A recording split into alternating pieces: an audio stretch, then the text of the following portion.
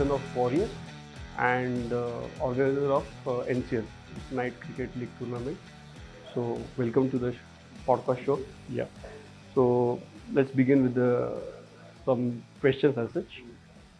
So can you just tell me about like Team Warriors, how it has formed, and like you being a founder and also a leader of Warriors. So just want to tell. Warriors was founded around 16-17 years ago, जब just शुरू हुआ था Regency state 2008-2009 में.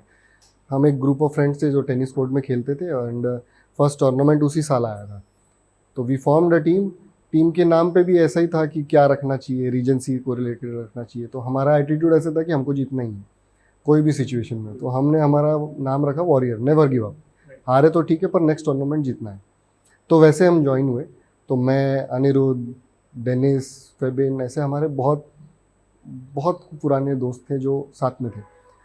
फिर उसके बाद यंगन्स जुड़ते गए, अर्चित, तन्मय, आराध्य, मोरे. तो ऐसे वॉरियर्स 15 साल का एक ट्रांजिशन लेके आया. अगर परफॉर्मेंस पॉइंट ऑफ व्यू से मैं बताऊँ तो warriors have been very consistent. 15 years की हिस्ट्री में एक ही बार ऐसा हुआ है कि वॉरियर्स लीग में बाहर हुई है. नहीं तो आज तक ऐसा हुआ नहीं कि वॉरियर्स कभी लीग में बाहर हुई. We have always brought home a trophy, whether it is winner trophy, second runner up, first runner up, कोई भी हो. एक टूर्नामेंट ऐसा नहीं हुआ जहाँ वॉरियर्स को ट्रॉफी नहीं मिली. सो आई एम वेरी लकी कि ऐसे ग्रुप ऑफ प्लेयर्स के साथ मेरे को खेलने का मौका मिला और बाद में मुझे लीड करने का मौका मिला. सो आई एम वेरी फॉर्चुनेट कि वॉरियर्स जैसी टीम ने मुझे चांस दिया टू लीड. और आज की तारीख में देखूँ तो मेरे बाद भी वहाँ पर हर प्लेयर एक लीडर है अपने आप में. तो it's just a matter of time कि मेरे बाद कोई टेक ओवर करने आएगा. ऐसा नहीं है कि मैं क्रिकेट छोड़ दूंगा, बट हर टीम में एक ट्रांजिशन आता है. तो आने वाले कुछ समय में वॉरियर्स में भी आएगा, but it will be always for a betterment. So when I talk about the NCL, okay, so last 4 years I've seen NCL evolution as such. So NCL का creation कैसे हुआ and what is the thought process behind this, the idea behind this? NCL का creation frankly first season में तो मैं था ही नहीं. I was not part of the committee. हमारे जो वॉरियर्स के यंग गन्स थे उन्होंने टूर्नामेंट किया था. मैंने उनको बोला था, कुछ कारणों की वजह से मैं बिजी था तो मैं था नहीं. मैंने उनको सपोर्ट के लिए बोला था तो उन्होंने ज़्यादा डिस्टर्ब It किया. was, I guess, Anirudh it's was like it's not turf tournament, I guess. Turf tournament, turf पे किया था, छोटे लेवल पे था एकदम. बजट भी कुछ था ही नहीं. तो वहाँ पर शुरू किया. सेकेंड सीजन से मैंने शुरू किया एंड वहाँ पर मैंने इंट्रोडक्शन किया कि हम लेगेसी बनाएंगे इस टूर्नामेंट को. तो वो उसके लिए आप जैसे देखोगे हमारी ट्रॉफी पे हर विनर का नाम स्टिक हो जाता है वहाँ पर, and it will be for ever कि लेगेसी बतानी है हमको. फिर उसके बाद जब सेकेंड ईयर ख़त्म हुआ तब इसी रूम में हम बैठे थे एंड वी थॉट कि अब बहुत मोनोटोनियस हो रहा है हर टूर्नामेंट, हमें कुछ तो गैप्स फिल करने हैं. तो सबसे पहला गैप हमें लगा था कि बॉलर्स जो हैं वो बहुत रिस्ट्रिक्टेड फील करते हैं व्हेन दे बॉल. या तो खड़े रह के बॉलिंग करो, अगर रनअप भी है तो बॉक्स छोटा है, नो की लाइन बहुत आगे है, तो बैट्समैन को डिसीव करना है तो उनके पास ज़्यादा कुछ स्कोप नहीं है.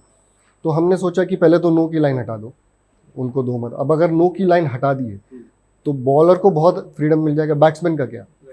तो बैट्समैन को हमने सोचा फिर सिक्स तो ऑलरेडी टर्फ में सब तरफ है. तो हमने सोचा एक काम करते हैं, पार्टिसिपेशन भी बढ़ाना है. हमें लेडीज़ का पार्टिसिपेशन चाहिए था, चिल्ड्रंस का चाहिए था. तो हमने सोचा रीजेंसी में ले जाएंगे. अब रीजेंसी में जब आप लेके आते हो कोई tournament, you don't have an enclose structure. आपको जो है खुद करना है. जैसे बैडमिंटन के लिए साइदाम कमेटी करती है, वो तो पॉसिबल है नहीं. साइदाम इज़ अ ह्यूज कमेटी. तो पहले हमने सोचा कि टेम्पररी टर्फ बनाए, ऊपर से शेड लगाए, बहुत सारे मॉड्यूल्स बने हमारे कंप्यूटर पे.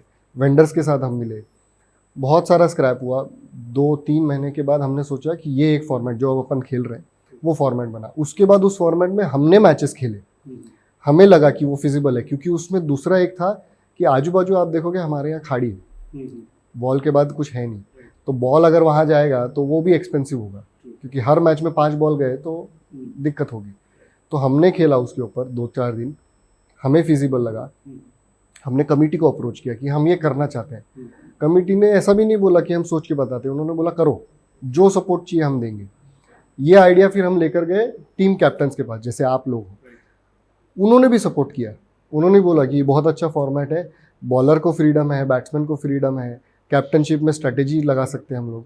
तो एक इंटरनेशनल लेवल पे आप जब देखते हो कोई मैच, उसमें सारी चीज़ें इन्वॉल्व हो रही थी और जो आप बचपन से खेल रहे हो क्रिकेट अंडर आर्म, वो ही क्रिकेट खेलना है आपको, नहीं तो थ्रो आर्म करना है या रन अप करके बॉलिंग करना है, जहाँ पर आपका स्किल्स को वापस एनहांस करने की जरूरत पड़े। ऐसा नहीं है, जो बचपन से आप खेल रहे हो उसी चीज़ को खेलना है, सिर्फ एक बड़े लेवल के ऊपर।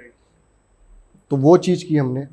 अब इसमें वापस एक था कि बॉल कौन सा यूज़ करना है, उसमें भी हमने 15-16 बॉल्स के टेस्टिंग की। तो सब लोग हमको सजेशन देते हैं आप कैप्टन बॉल लो, आप 10x बॉल लो। तो वो बॉल जो है ना, वो बड़े ग्राउंड्स के लिए है। छोटे ग्राउंड के लिए लेंगे तो बैट्समैन गेम ऑलरेडी है ये, और हो जाता है, क्योंकि अगर एक मैं फ्लिक करूँ तो बॉल पहुंच जाता है। तो ऐसा बॉल चाहिए था जो ज़्यादा ट्रैवल भी ना करे, पर बॉलर्स को भी थोड़ा सपोर्ट करे। तो हम आर्चर बॉल के साथ आए थे। अनफॉर्चुनेटली वो बॉल मिला नहीं, बट स्टिल। तो हमारी टीम का ऐसा था, कंटिन्यू इंप्रूवमेंट के लिए R&D करते थे। तो हम क्या करते हैं कि कुछ भी चेंज करना है, पहले हम खेल के देखते हैं 1 महीना 2 महीना, अगर वो सही लगा तो हम लेकर आते हैं। तो ये एक छोटी सी ब्रीफ जर्नी बता रहा हूँ, इसके पीछे और भी बहुत सारी चीज़ें हैं। बहुत होता है कि अभी आप तो जानते हो, आप एक कमेटी के फाउंडर हो, तो मैं कोई पॉइंट बोलूँ, वो सामने वाले को समझ में नहीं आए, मेरा पॉइंट बेटर है, तो वो सब करके फिर हम एक जीरो डाउन हुए इस फॉर्मेट के ऊपर, और फिर ये आप लोगों के सामने लाया। Good thing actually I seen okay so far कि being a captain of warriors or being a organizer, आपको जो सपोर्ट मिलता है okay with your young generation जो टीम में है आपके, that is too good. Because मुझको ऐसा लगता है कि जहाँ पे सपोर्ट मिलना चाहते हैं या कोई डिसीजन लेने का जब टाइम आता है, तो people should be behind with you, जो मेंबर्स है आपके कमेटी के।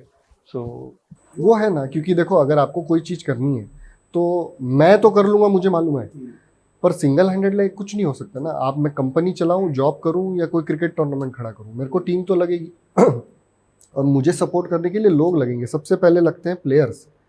मैं कितना ही अच्छा फॉर्मेट कर लूँ और प्लेयर्स ही खेलने नहीं आए, तो वो फॉर्मेट किसी को पता ही नहीं चलेगा। वो फॉर्मेट खड़ा करने के लिए फिर लगते हैं स्पॉन्सर्स। हमें आज तक किसी स्पॉन्सर ने मना नहीं किया। हो सकता है कि हम यंगन्स हो इसलिए दो, पर रिलेटिव तो है नहीं ना कि भाई ले लो, या उनके पास एक्स्ट्रा पड़ा नहीं है। और कहीं ना कहीं उनको ऐसा लगता है टूर्नामेंट्स होता है ओके रीजेंसी में, और उतना होने के बाद आपका शायद से फाइटर्स होता है, उसके बाद आरकेएम होता है, उसके सेकंड बाद लास्ट टूर्नामेंट हमारा। हाँ, और उसके बाद आपका टूर्नामेंट आता है, और उसमें स्पॉन्सरशिप को वापस अप्रोच करना और वहाँ से स्पॉन्सरशिप लेके आना again a task I guess. हाँ, वो टास्क तो होता है, बट टचवुड अभी तक सबने हमको सपोर्ट किया है, किसी ने ऐसे ना नहीं बोला है कि कहीं ना कहीं वो चीज़ है हमारे साथ। और जो भी NCL आज है, ये सब प्लेयर्स और स्पॉन्सर्स की वजह से ही है। ऐसा नहीं बोलूँगा कि हम वॉरियर्स टीम ने खड़ा किया और चल गया, ये आप लोग नहीं होते तो NCL कुछ नहीं होता आज। राइट। सो अभी NCL का इवोल्यूशन देखा है उन्होंने ये 3-4 साल से, एंड एवरीथिंग लाइक कुछ ना कुछ नया एक आप ये रहता है। So what is next is a broader question okay for you as well okay. तो what is next? Next is super exciting. Okay, so you want to like take it to a bigger level? It will be on a bigger level, much bigger level than Regency State, और fair chance मिलेगा सबको to prove their worth. But जब वो declare होगा after this tournament, obviously everybody is going to have a, मेरे को ऐसे लग रहा है कि सब लोग उस चीज़ को अप्रिशिएट करेंगे, क्योंकि रीजेंसी स्टेट में जो टैलेंट है, मुझे हार्डली ऐसा लगता है बाहर कहीं है। सिर्फ इतना है कि उन लोगों को चांस मिलना चाहिए उसके लिए। तो yes, next NCL will be on a very much bigger level. ठीक है, अभी मुझको एक्चुअली पूछना था कि अपना जो डेथ ग्रुप है, बिकॉज यस्टरडे जो ड्रॉ हुए ओके, तो बहुत सारे चेहरे थे वो मायूस भी थे, और बहुत सारे चेहरे थे वो खुश भी थे उसमें से, जो ग्रुप A के थे, और ग्रुप B के थोड़े से मुरझा हुए थे। तो उसमें where do you see like हर एक टीम, अगर हम लोग ग्रुप B के देखें, 6 को 6 team is on equal level okay, at same level पे। तो आपको कहाँ पे लगता है कि वो अभी नेक्स्ट उनके लिए कैसा कितना डिफिकल्ट होगा, या टूर्नामेंट कमिंग फर्दर ओके जो आगे जाएगा लीग के बाद में, सब उस क्वार्टर्स जाएगा या सेमीज में जाएगा, so where do you see like वो कैसा आगे बढ़ेगा करके? क्योंकि नया टीम जो मतलब जो मेन टीम्स है वो यहाँ पे आके थोड़ा सा 2-3 टीम नीचे जाएंगे okay, out of the league जाएगी, और उसके बाद फिर चालू होगा जर्नी जो 3 मेन टीम या 4 मेन टीम का बाकी लोग के साथ। क्या तो अभी ग्रुप देखो, ग्रुप बनना तो अपने हाथ में था नहीं। अब अपन सब एक ग्रुप में आ गए, आप भी उसी ग्रुप में हो, तो वो एक ठीक है, एक पार्ट ऑफ द गेम हो गया। लेकिन कोई भी टीम दूसरे को लाइटली ले नहीं पाएगी। इस टूर्नामेंट में, पहले तो टूर्नामेंट ही ऐसा है कि कोई भी किसी को भी हरा सकता है। हमारे साथ ही हुआ लास्ट ईयर सेमीफाइनल में, राइजिंग स्टार्स ने हमको हरा दिया था, जो एक्सपेक्टेशन था नहीं, हमें भी नहीं था।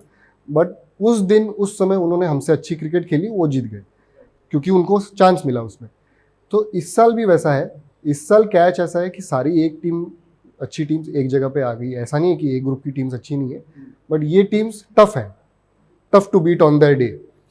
तो जो टीम विनिंग मोमेंटम से शुरू करेगी उसको हमेशा अपर हैंड रहेगा थ्रू आउट द टूर्नामेंट। तो पहला match is going to be very crucial, whether it is Nitin 11, white walkers, warriors और एनी अदर एलिमिनेटर्स जो भी हमारे इसमें, क्योंकि जिस क्वालिटी का क्रिकेट ये सारी टीम्स खेलती हैं, आप जो 60 बॉल्स हम खेलेंगे उसमें एक भी बॉल आप ये नहीं सोच सकते कि हाँ ठीक है अभी हम सेफ हैं। एक बॉल ऐसा नहीं है। अगर आपको लास्ट ओवर में 30 रन चाहिए, सामने वाले के पास बैट्समैन है जो वो कर सकते हैं। अगर आपको एक ओवर में 10 रन चाहिए तो सामने वाले के पास बॉलर भी है जो वो डिफेंड कर पाए। तो देखने में बहुत मजा आएगा। But as a player, as a captain, you always have to be alert कि उस समय क्या करना है। और कैसा है ना, आप तो टीम के कैप्टन भी रह चुके हो, तो उस समय कैप्टन का रोल बहुत अच्छा आ जाता है कि जब प्रेशर सिचुएशन आए, आप टीम को कैसे बांध के रखो कि रुक जाओ। 5 मिनट की बात है, कहीं ना कहीं नर्व्स ब्रेक होगी, सामने वाला टूटेगा। बस वो पेशेंस का गेम है। जिस टीम ने वो पेशेंस रख लिया, they are going to qualify for the super 8। और जो टीम क्वालिफाई नहीं करेगी, बस ऐसा नहीं कि वो टीम खराब है, पर कहीं ना कहीं की मोमेंट्स उन्होंने ग्रैब नहीं किए।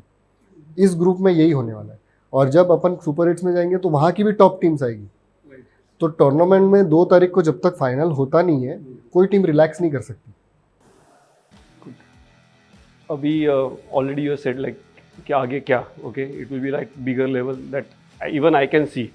जो आपने जब इंटरव्यू लिया था मुझको समझा कि हाँ this is going to be at a bigger level as such. ठीक है, so yeah thanks a lot Rohan, thanks for your time. Thank you so much.